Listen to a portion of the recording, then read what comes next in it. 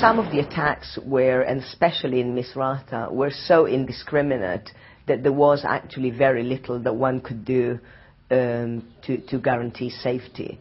Obviously there were some areas which, there was a lot more rockets falling, so I was trying to keep away from those areas to some extent, but at the same time I also had to go to those areas to investigate, because that is where a lot of civilians were being killed.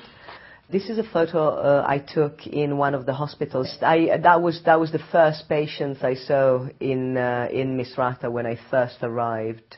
She was in her home, and she and her several members of her families were injured. She then pulled through, but basically it's a case, unfortunately, like so many others that I saw in Misrata, of children and adults alike who were in their home and who were killed or injured. You could see the destruction. There hasn't been one single building that was unaffected. And this particular building, on top of it, there were snipers by pro-Qaddafi forces who were shooting basically at anything that moved. We would go investigate a case of a killing of a civilian, and inside the family home we find other individuals who've suffered other violations, such as enforced disappearances. I mean, in Misrata we've noticed this pattern of people being taken from their homes, of people being taken from the street, of people being taken from the mosques by pro-Qaddafi forces and just disappearing.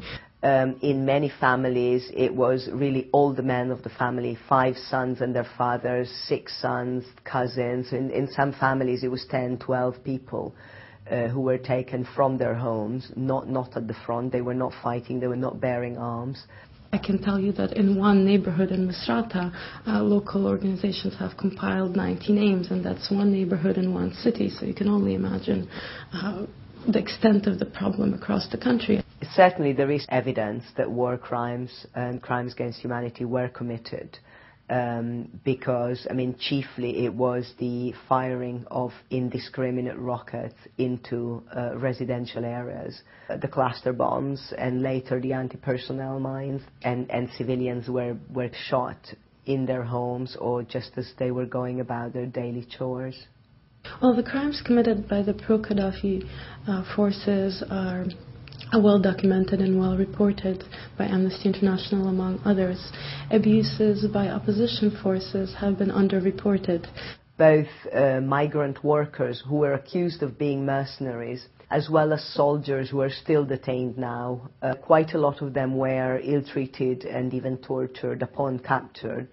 And they have been subjected to lynchings, and in some cases by angry mobs who don't bother to handing them into appropriate authorities or to investigating allegations that they might have been part of violations, but they merely take the law into their own hands with the very dire consequences. It is very important that the abuses that are committed by opposition forces be addressed, and that the international community also impresses it upon the National Transitional Council that those practices are not acceptable, that those practices must cease, and that those responsible must be brought to justice.